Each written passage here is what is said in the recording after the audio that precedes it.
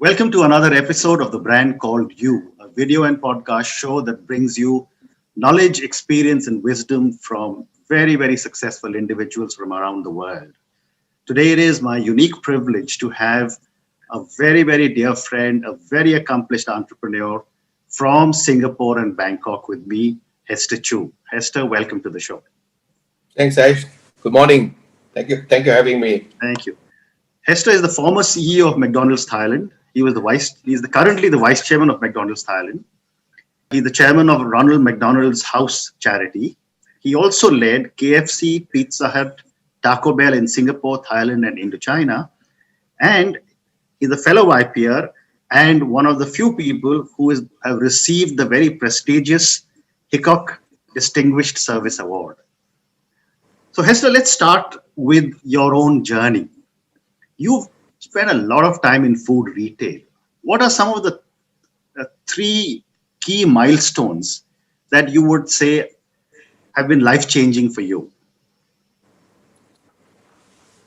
Well, I guess all of us work through with different leaders and different mentors. Right? So when you talk about a milestone, I think a little bit about the leaders I work with. Mm-hmm. When I started my career, as a company, as a young restaurant manager, and then subsequently moved up, I worked for a guy called Tony Wang. Mm-hmm. He's American Chinese based in Singapore. He picked me up from Singapore operation and gave me a regional role. Mm-hmm. So I think that was kind of my first breakthrough to understand Southeast Asia and a little bit more in the Asia Pacific down the road. Okay. So he was kind of my first guy that helped me break through from local operations to regional operations. Right. And then along the way, as we work at American MNCs, we had changes in the senior level. Mm-hmm. Then my next boss was a guy by the name of Tim Lin from New York. Mm-hmm. And my first meeting with him at a dinner in Louisville, Kentucky, mm-hmm. He said to me, "Look, Hester, you've been here in Thailand just recently. I just got a job. Why don't you continue to stay for another year, and then we'll figure out mm-hmm. how it goes. You can have all the ropes to do good, or you can hang yourself the ropes I'm going to give you." It was a good lesson, uh-huh. But I worked with him for about 11 years. So I think we got on very well. Right? So he gave me lots of ropes. And so that helped me really expand myself into it. And, I think the other part is getting a bit more of the entrepreneurism, investing into the McDonald's business with a local partner. So that kind of helped me grow along the way. Yeah. So kind of like when I broke out from local operations in the region expanded a little bit more, and then step out of the corporate life and took my own risk. Wonderful. Yeah. And you've built McDonald's in Thailand into quite a powerhouse. What would you say were some of your key challenges as you built McDonald's in Thailand? Well, McDonald's, like other brands we work with, they all have their own agreements and core competencies. Right? There's their own strength. When we bought the business back in 2006, we had about 90 restaurants. Okay. So today is 230 some restaurants today, so they've grown. I've stepped out of operations, as you know, a year ago. I think the initial period was really how to rebuild. I think number one we got in was rebuilding a team. Mm-hmm. Right? When the team was closing more restaurants than opening in those days, cash flow challenges. So I think getting the right team, we brought. Well, again, it's people, right? I had people that did not believe the vision that we had. I mean, they're entitled to their rights. We could not convince everyone, but we managed. So some of them left. We changed new people. Some we had to manage the transition. But I'm glad that the team that we built from 2007, fairly stable team for about 11 or 12 years. Okay. So I think the team was important. Okay. Ability to build a culture. After that, to define what the culture is going to be, I think was an important part of the whole basis of the turnaround. So build a team, get a culture, do the turnaround, and also making products being relevant in Thailand. Mm-hmm. Right? McDonald's being a global brand, Big Mac and cheeseburgers are the main thing. Right. The per capita consumption of beef in Thailand is less than 3 per kilo per head, and chicken is 15 kilos. Wow. So again, managing the menu and localization is an important part of the process as well. Wonderful. So, I've known you for many years, and, you are a great entrepreneur, but one of the things that I've always been admiring of you has been your incredible people skills. And you yourself are very well known for building strong teams. So my first question to you is that what in your opinion are some of the important qualities a CEO should have? Well, I guess that all CEOs, I mean, we probably will be competent in some fields, whether it's marketing, operations, and so on. But I think an important CEO is the concept of player coach. Mhm. So I can't be standing on a sideline. I will be playing the game together with the team. So I think the player coach concept is very important. I think it's not like do as I say, but do as I do. I think that's important. So we heard of principle of shadows of leader and so on, but really, I think living through it, be visible to your team. Bear in mind our business, whether it was in the Tricon days, KFC, Pizza Hut, or McDonald's, the team are scattered all over the country. Right. So you need to be visiting them and so on. So be visible, be participative, it's important. And I think part of the ethos of YPO is servant leadership. That concept should also be part of the organization as well, that we are not here just to be served, but we're actually serving you. A simple example is whenever we're at managers' conferences, where I remember attending my first manager conference, a team, and then there's a VIP table, 2 VIP tables. So I asked, what's this? I said, well, this is VIP table. So they said, why? It's for the directors, and you guys said no. The reason we have managers conference is so that we serve the managers, not they serve us. Correct. So we changed the whole concept, right? So when you have 200 old people in having a dinner, so among all my directors, myself, we are standing at the buffet station serving out dishes. Wonderful. Which is very different. So I think the servant leadership is showing the team that you are there with them to understand the issues as well as to lead by example. Wonderful. I love your phrase, not do as I say, but do as I do. I think that's a very, very incisive kind of a statement. I'm sure a lot of people listening to us will remember that. So, Hester, you have hired or must have hired hundreds and hundreds of people in the various companies that you have worked in, but now as one of the co-owners of McDonald's franchise in Thailand. What do you look for when you hire people? Well, I guess the standard stuff is we look at the paper resume and so on before we shortlist them.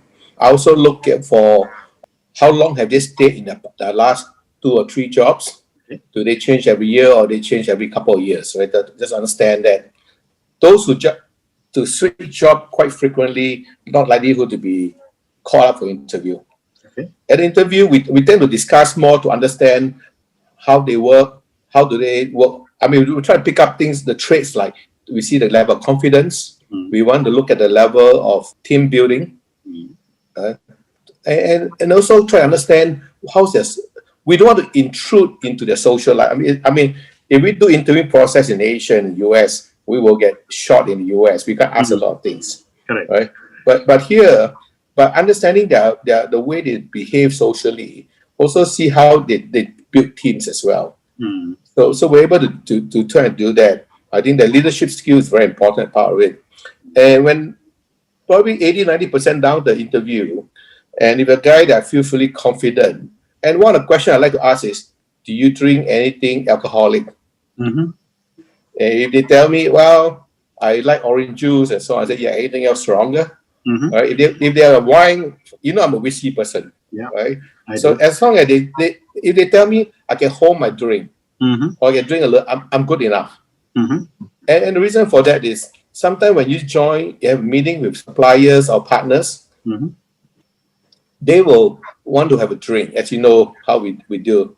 And I've seen people that could not hold their drink and collapse on table, which is not what we want. So we want to avoid certain embarrassing situation, right? So if you ask me, it's kind of strange. I will try to understand a bit, but I think the important part is really the level of confidence, the leadership, the sociability, and are they there to serve people or they want people or they want to be served? I think those are the kind of things I'll pick up. Very interesting. Very interesting. So my next question to you is on culture, right? A little while ago you did speak about culture and how important it is. Tell me, what role does leadership and culture play in building an organization? I think that's huge. Mm-hmm. Many a times we've seen companies, we talk about culture, Correct. but the leaders are folding their arms and standing up somewhere else and listening to someone talk about culture. So I think culture needs to be built from top and within. I learned it from my days in Tricon when it was first sold from PepsiCo and spin out Tricon. The culture then was they call HWWT, how we work together. Okay. It's a global rollout by the CEO. Okay. It's very prescriptive how it works and 3-day exercises and so on to get everybody in the role. And David Novak himself was leading it. Wow. Okay. I cannot forget those things, right? We went to Louisville and we went out. I learned and picked it from there. Right? I've seen my past organization and how things go. So I think the leader has to lead it. So shadow leader is very important part of culture. There's no question. Very interesting. Right? And from there, it helps us to prioritize. The culture helps us to manage, prioritize the work, help us to focus and where we want. I think so. So for McDonald's, for example, when we built the culture, when I mentioned earlier, so I remember we bought the business in October, and then by January, February on 2007, I brought the whole department, all the managers out to Hard Rock Cafe in Pattaya.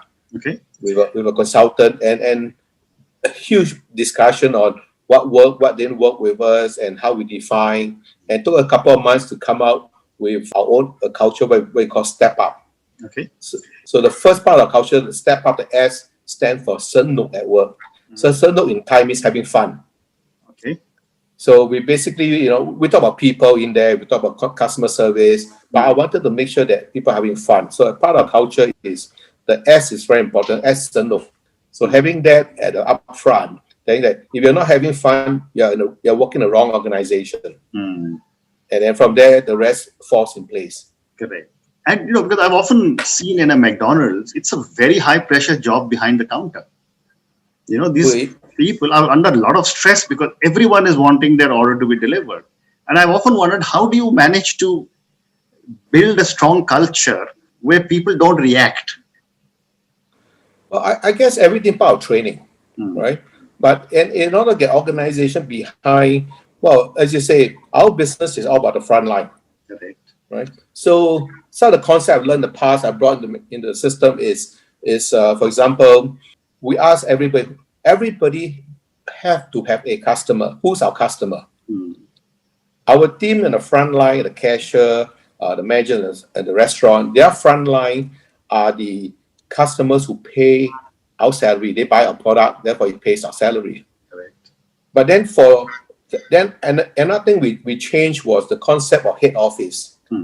The head office, everything of it as Eiffel Tower or Ivory Tower and so on. But again, for our concept is there is no such a head office. We call ourselves Restaurant Support Center. Right. So in the RSC, we have a customer, and our customer is a restaurant manager in the field. Okay. So our job is to serve him so that he can serve the customer better. Correct. All right. So I think we reverse that.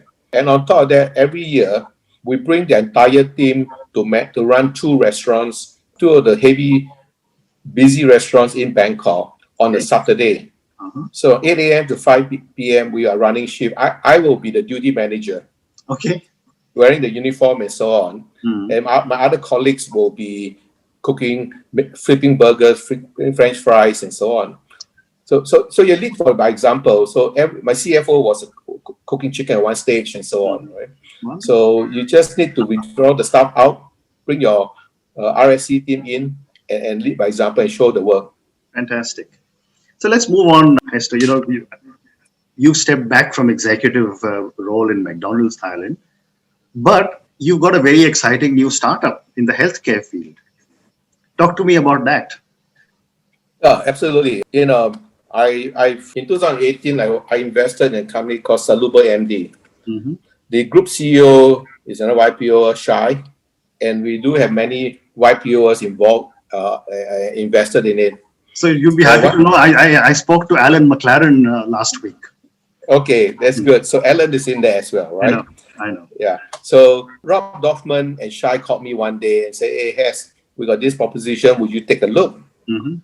And I said, "Healthcare." This is 2018. I said, "Well, maybe I should look at it, put some investment in." So I did that, and then I was passive, right? And on the advisory board, we get update. But by 2019, by the time I decided to step out in August, so I told the board and Shai, I said, "Hey, I think affordable healthcare and making it available anywhere in Thailand should be a priority here." Okay. So with that in mind, I say, I'm stepping out. I do have a little bit of time. I do have some connection in Thailand. Let me see how I can get this working. Okay. Right. So we took the idea, playing around with it, and we registered a company in May this year. Hired 5 people now. So we're going through a process of FDA licensing for certain products, testing. Because NDA, I can't mention the company's name, but I'm working with some couple of companies on doing telemedicine. So because I think number one, you can really have some productivity, you save time, transportation, bank costs, traffic, and so on, and accessible to doctors, medication sent to you. So I think there are lots of advantages. So that's something that's my new challenge right now, to look at it. Fantastic. So I think it's interesting. End of the day, we all look at making money, but I think you need to find a way of giving back as well. Correct. So I think this is a way that I believe I can harness the next couple of years to try and build this. Fantastic. And good luck to you. I think Saluvar MD is a fantastic concept, and I'm sure under your leadership, it will do very well. So let's talk a little bit about YPO, an organization you and I both belong to. Okay. I have 2 questions for you on that. Number one is that why did you join YPO, and what have you got out of it? Wow. When you look at, I look back. I joined YPO back in 1998, so it's been a while back. Right? And I know. Do you know Ramesh Vangal? Very well. He was part of my forum in Singapore. Okay, so he was one to introduce me YPO. Okay. So because I was in KFC in Thailand involved, right? And Ramesh at that time was part of PepsiCo. Yeah. So through some common friends who spoke to me at YPO and so on. And then Ramesh said, "Okay, let me be your sponsor and give you a bit more background." All right. And that's how I got involved. And I think what intrigued me at that time was really the concept, the opportunity to network, to meet other business executives, and also the concept of forum. Correct. I think those were the 2 things that intrigued me. And during my interviewing process and getting to know the group again, I say, okay, looks like, I say, you guys accept me, I'll jump in, right? So I joined YPO back in 98. Okay. That's how I got involved. And my next question to you is that, a lot of YPOs give back, but I've seen you give back a lot to YPO. Okay. Yeah. What made you do this? No, I think in part of life is, what do you enjoy most? Correct. Right. So I think I do enjoy the openness of YPO. Well, there are politics that we do not like. There are stuff like that, right? Sure. Like anyway, but the overall, I think there are lots of good people, great people we know. I got to know you. I got to know a lot of people globally. So I thought, hey, it's kind of like, you're on drugs. The more you take, the better it is, right? So YPO is that drug, right? Wonderful. So I started involved in chapter leadership, then region, and then get the global committees and so on. So it just continue, because you get to meet more people, and it's not just that. When you go out there, attend the meetings, the leadership meeting, you get to learn as well, right? Because we learn from so many people. So it's endless learning. Yeah. So that's how I just got more and more into YPO. Wonderful. So I've got time for a few questions for you personally now.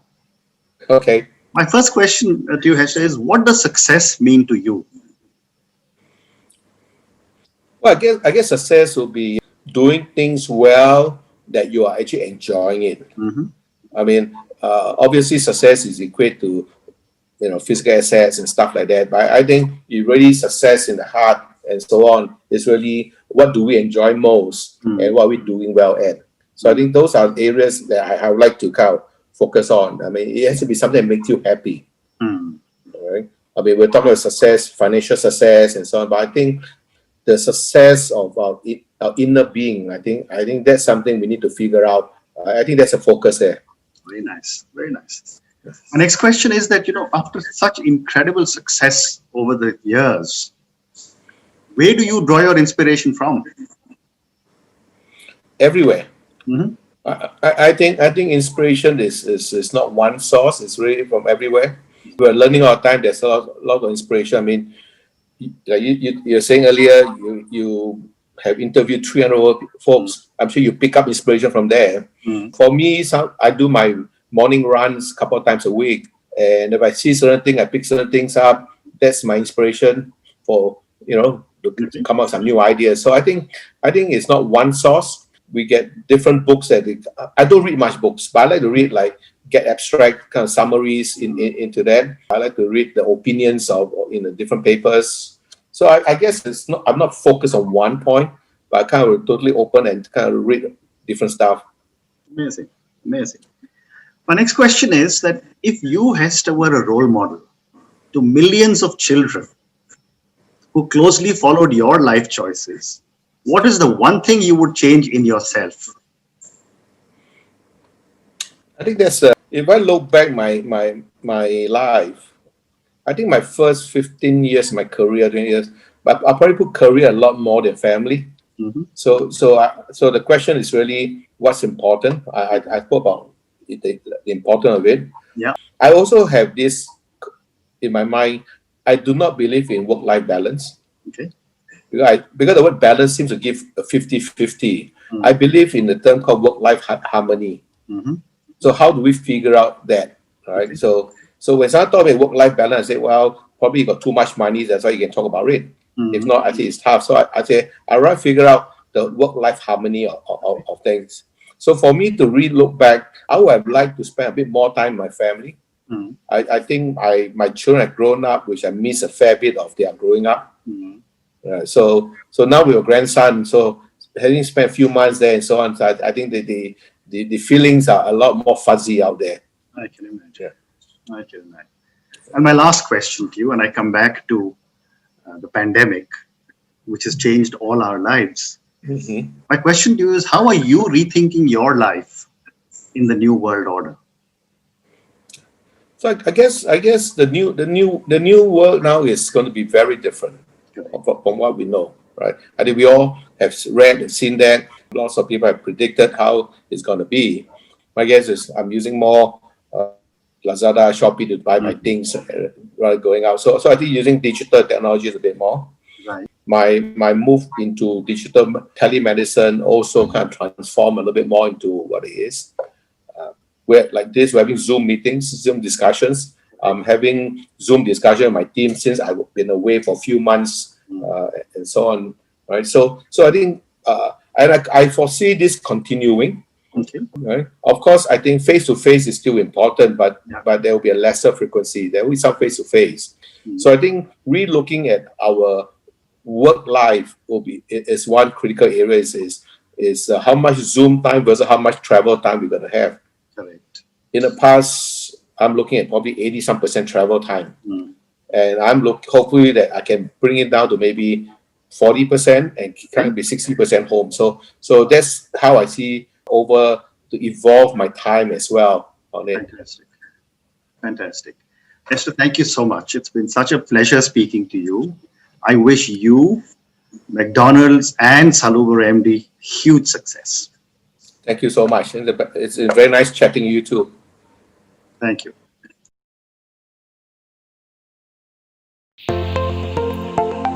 Thank you for listening to the Brand Called You videocast and podcast, a platform that brings you knowledge, experience, and wisdom of hundreds of successful individuals from around the world. Do visit our website www.tbcy.in to watch and listen to the stories of many more individuals. You can also follow us on YouTube, Facebook, Instagram, and Twitter. Just search for the Brand Called You.